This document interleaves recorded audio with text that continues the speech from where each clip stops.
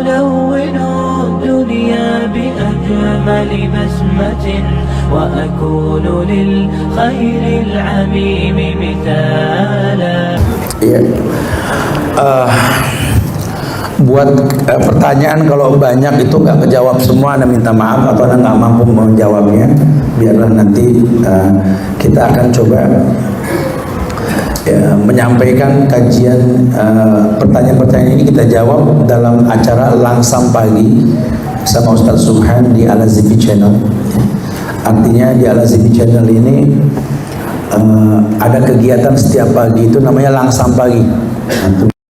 Di Al-Azifi Channel nanti ada kajian singkat setiap pagi pada subuh itu membaca pertanyaan-pertanyaan yang nggak sempat dibaca karena waktu yang mungkin untuk bisa dibaca semua ya. Tapi untuk sia-sia dalam tulis insyaallah. Assalamualaikum Ustaz, saya siswi kelas 5 SD Ustaz. Masya Allah. Saya mau menanyakan apa hukum merokok dalam Islam, karena sebagian Ustaz merokok itu makruh karena ayah saya masih merokok Ustaz. Jangan bawa-bawa Ustaz dong. Emang ada Ustaz yang ngerokok, kan Ustaz bukan ulama, betul? Ya enggak usah nanya Ustaz hukum haram, udah jelas membahayakan karena ahlul ilmi yang mengatakan wala tulqu anfusakum ila tahlukah.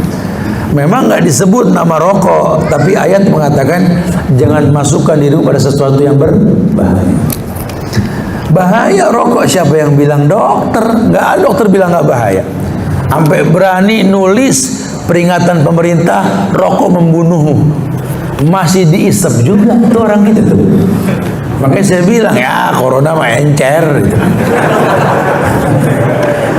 Corona nggak ada balihonya kan? Ya. Yang ada balionya jadi dilanggar orang kita. Ya haram hukumnya, haram, udah deh, nggak usah khawatir deh, haram itu hukumnya. Ya, kamu Ustadz kasih agenda nih. Nanti kamu catat di rumah tentang dalil-dalil haramnya rokok, ya. Dan Ustadz doain semoga ayah kamu bisa berhenti rokok, insya Allah. Masya Allah. Ustadz, kalau sudah terlanjur memiliki kendaraan yang dibeli dengan cicilan bagaimana? Ya terusin. Antum mau ngumpet ketika ditagih. Suka kadang-kadang pertanyaannya mancing-mancing ya. Setelah anak kajian, anak baru tahu ternyata cicilan riba itu haram. Oh begitu. Makanya saya ngeles kalau ditagih. Wadama bagian minyak riba bro, tinggalkan sisa riba, selesaikan, jangan diulang. Ya. Jadi kalau sudah tahu ya selesaikan, terserah mau dibayar lunas, kena penalti nggak apa-apa, resiko, atau selesaikan deh dengan cicilan tapi jangan diulang. Itu ya. Wallahu a'lam. Assalamualaikum Ustaz. Suami saya semakin sering ikut kajian jadi semakin kaku. Waduh.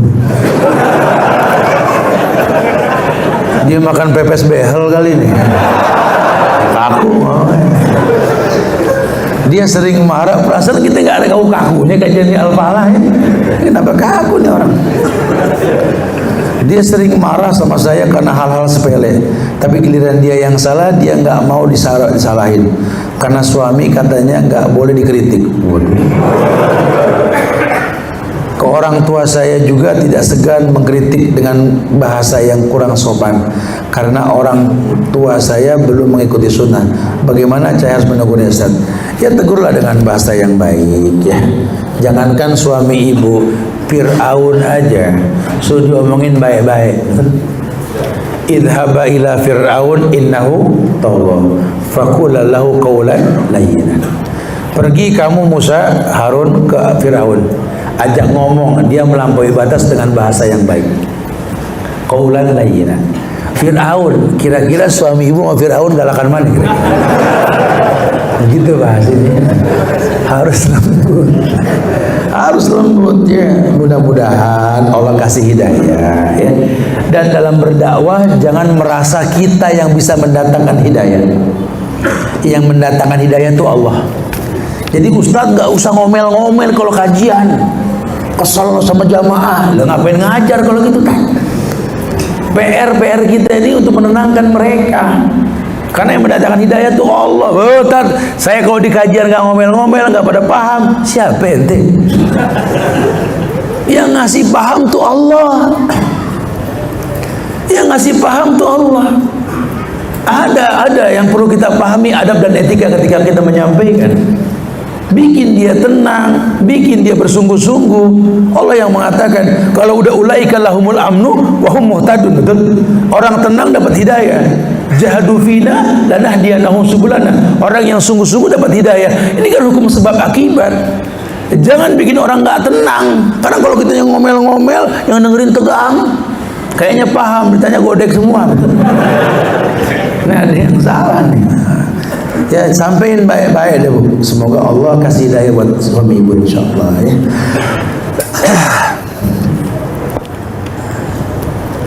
Atau nih, ntar kasih suaminya nih buku dosa-dosa yang dianggap biasa nih.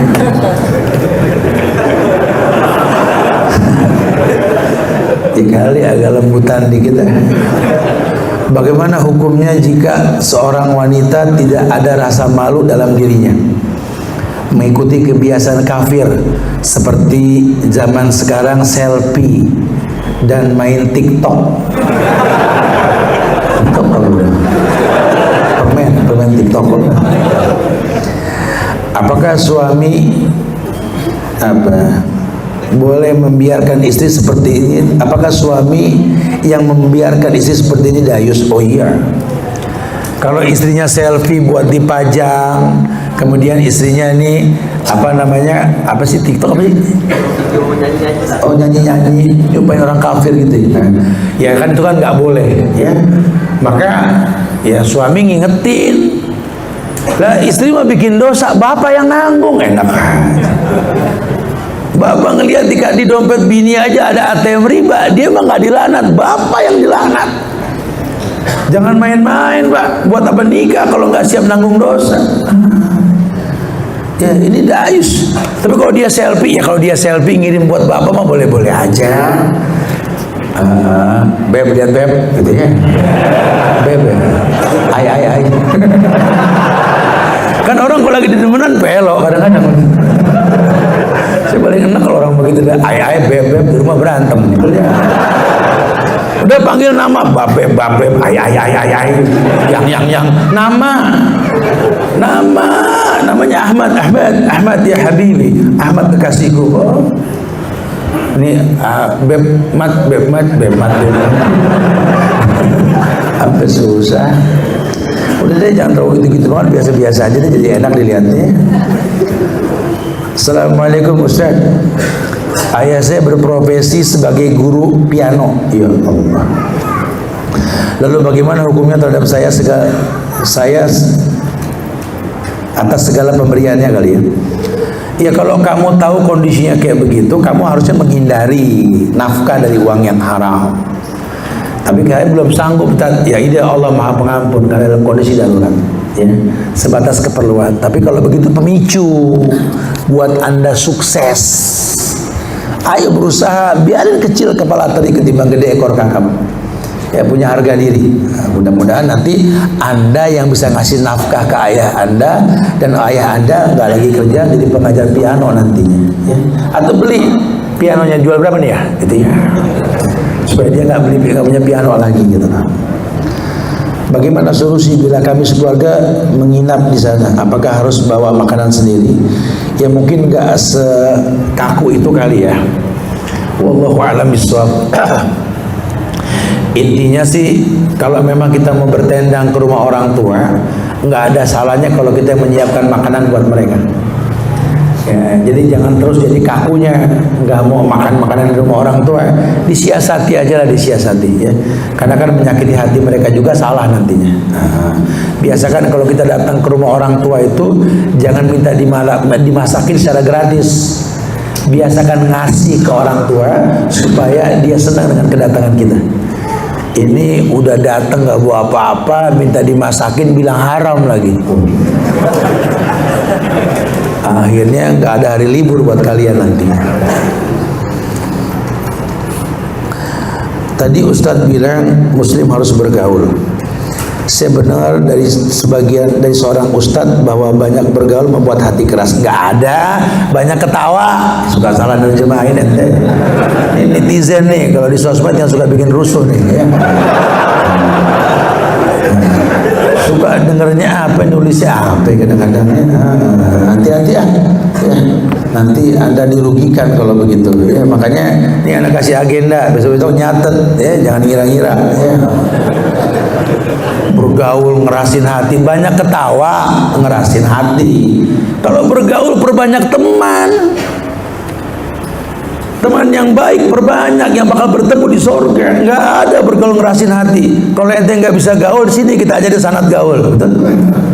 Harus tahu bergaul. Nabi bergaul sama anak kecil, sama yang dewasa, sama orang tua, bergaul dan nggak keras hati. Yang bikin keras hati banyak ketawa. Itu pun ketawa yang dibuat-buat. Karena Nabi juga ketawa, sahabat juga ketawa di tempatnya. Tapi kalau kebanyakan dia beristighfar. Ada saatnya kita tertawa, kita menangis, kita tegang mendengarkan ceramah. Asik gak kajian begini? Gak ada yang ngantuk karena memang nyaman, merasa dialog. Ada saatnya kita tertawa karena layak kita ketawa, gak berlebihan. Asal jangan berdusta ketika menyampaikan canda tawa. Karena Nabi menyampaikan Allah melaknat orang yang berbohong untuk dibikin orang lain ketawa. Haram hukumnya. Jangan, nggak diperbolehkan. Ya buat Anda yang nggak bisa ngelucu jangan dipaksain, garing, demi Allah garing gitu. Karena jadi nggak lucu. Ya salah tuh, kurang nyatet tuh. Ya. Assalamualaikum, insyaallah Ustaz dan keluarga. Wa'iyyakum insyaallah. Ustaz, pertanyaan soal ahlul bid'ah Ustaz. Teman kantor saya meminta donasi acara kegiatan bid'ah di masjid rumahnya. Bolehkah saya menyumbang? Kalau udah tahu itu perbuatan bid'ah, ya nggak boleh tahun. Tolong menolong dalam perbuatan bid'ah kan nggak diperbolehkan, betul? Udah, tuh sudah tahu jangan. Terus gimana Ustaz? Yang nggak usah pusing. Makanya teknik gaul. Ya datangin tuh masjid renovasi yang perlu direnovasi. Bantu tetap itu masjid walaupun kita nggak membantu acara masjid, itu yang cerdas. Fokus di manfaat masjid bukan kegiatan masjid. Sehingga Anda kalau sering nyumbang bagusin masjid, Anda bilang enggak buat event bid'ah, Anda nggak disalahkan. Lah dia mah donatur, bener aja dah. Ini nyumbang kagak, giliran acara bid'ah paling galak menolaknya. Ya betul sih, nggak salah dia menolak. Cuma kan takutnya nggak ada muamalah nanti. Aduh, anak nggak bisa deh buat kegiatan yang seperti ini nih. Karena wallah anak lagi belajar juga, setiap ibadah butuh contoh. Tapi nggak usah khawatir. Ini marbot ada gak yang belum umroh? Ada, anda umrohin semua. Cakep. Bagus gak bang? Iya. Jangan udah nggak ngebantu, paling kenceng beta deh. Ya akhirnya kita nggak bisa bergaul. Kita nggak bisa bergaul, kajian di sono diusir, di sini diusir, karena kitanya nggak bisa bergaul. Kalau Islam itu nggak diusir, Islam itu rahmatan lil alamin. Malah suuzon. Ustadz yang nggak ada masalah di masyarakat malah bilang dia mah cari aman, nggak tegas, nggak lihat alis, mata, hidung tegas. Heran nih, nggak suka orang lain punya kelebihan, padahal kan ciptaan Allah kelebihan tersebut, betul? Ya, udahlah, kita berhusnuzon lah. Ya. Mohon izin bertanya, saya sudah tahun hijrah dan terus belajar sunnah. Namun ibu saya jauh dari sunnah dan kakak kandung perempuan saya satu-satunya juga murtad yang sangat membenci Islam. Semenjak saya hijrah, kakak saya selalu mengejek, mendesak saya untuk tinggalkan sunnah. Bagaimana sebaiknya saya menyikapi? Ya makin dalemin sunnah, jangan terwarnai. Yang saudaranya kafir bukan cuma kamu, betul? Para sahabat juga banyak. Buka asar para sahabat. Pincut keluarga kamu dengan indahnya sunnah. Jangan malah kamu sunnah makin dekil, makin kotor, makin galak. Orang nggak ada yang demen. Ayo dong, sunnah tuh yang asik. Lihat para sahabat yang orang kafir belum dengar sahabat ngomong udah masuk Islam. Kenapa? Fashionable. Penampilannya asik, sahabat enak lihat, good looking. Ini di kita kan jujur aja, orang kalau udah nyunah identik sama dekil, miskin, susah, masya Allah. Apalagi kalau udah sekolah sunnah identik sama yatim, piatu, nggak sanggup. Kayaknya nggak ada yang kaya orang Islam ya. Gitu. Ahwat udah pakai hijab, pakai cadar, yang lamar bukan pengusaha, ada si Iwan yang mau tapi belum kerja. Innalillah. Yang tajir pada kemana? Nyarinya orang-orangan toko mulu gitu. Ini banyak akhwat-akhwat soleha nikah sama mereka madrasah, nggak banyak menuntut dunia. Jangan perempuan soleha yang ngelamar yang agamanya bagus tapi kerjaannya nggak jelas. Jadi diidentikan Islam dengan ekonomi yang terpuruk. Ini kan sayang sekali. Sahabat Nabi Abu Bakar, sahabat yang tajir. Nabi nikah sama Khadijah, Khadijah yang tajir. Nabi punya mantu Utsman, Utsman yang tajir.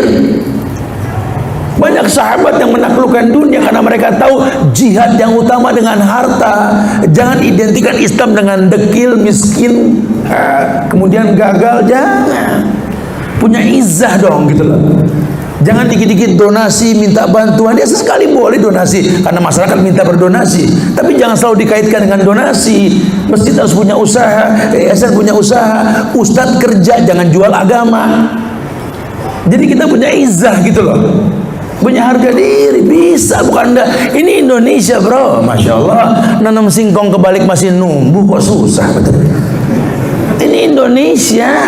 Masa kalau sama cacing nggak punya mata, nggak punya kaki, nggak punya tangan bisa hidup? Kita lengkap masih nggak bisa gawe, kelewatan. Ayo dong bangkit, wake up man, bangkit gitu. Taklukkan dunia, jadilah penjihad dengan agama, penjihad dengan harta untuk kemuliaan agama, Masya Allah. Jadi harusnya dakwahkanlah dengan bahasa yang baik. Jangan terkecoh dengan orang tua kamu ya, Masya Allah. Nah kamu harus kuat nih, anak kasih nih 3 penyebab lemahnya iman. 31 penyebab lemahnya iman. Semoga abis ini iman kamu nggak lemah. Dakwahkan keluarga kamu tuh. Assalamualaikum. Bagaimana hukumnya hutang yang belum bisa dibayar? Karena dari pihak konsumen juga belum dibayar. Sedang saya sudah tidak mempunyai aset lagi untuk membayar. Ya jelaskan saja sama orang yang Anda hutangi kondisi yang sebenarnya, tapi teruslah berusaha untuk membayar, baik mencicil atau mengabarkan ketika Anda nggak punya. Yang penting jangan menghindar ya, karena kalau masalah hutang nih panjang nih. Nabi punya emas segede gunung, 3 hari di tangan masih punya utang, nggak ada manfaatnya kata Rasul. Kalau hidup masih punya utang. Makanya sampai-sampai yang mau jihad sama Nabi, syarat jihad itu harus nggak punya utang. Sekarang gimana kita mau jihad kalau hidup kita punya utang? Makanya yang paling baik udah bismillah, mulai jauhi hutang. Yang masih berhutang, pikirkan bagaimana melunasi hutang. Yang sudah nggak berhutang, jangan ngayal ngutang. Karena udah nggak ada kemuliaan dengan hutang. Ya, kita bisa bekerja, belajar qanaah, insya Allah Allah muliakan kita ke depan. Ya, Allah musta'an.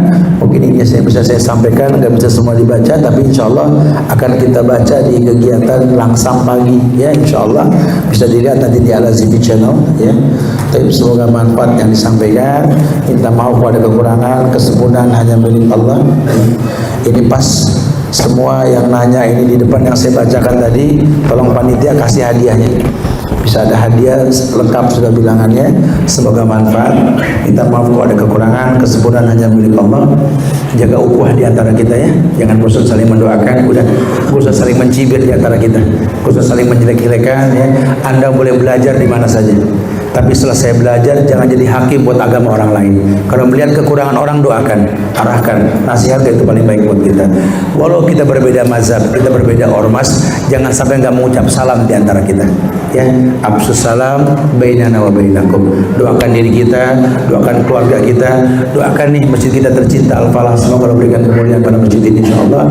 Dan doakan para pemimpin-pemimpin kita di negeri ini agar ditambahkan iman dan akidahnya diluruskan dan punya takut rasa malu sama Allah karena menzalimi negeri ini. Semoga Allah muliakan kita.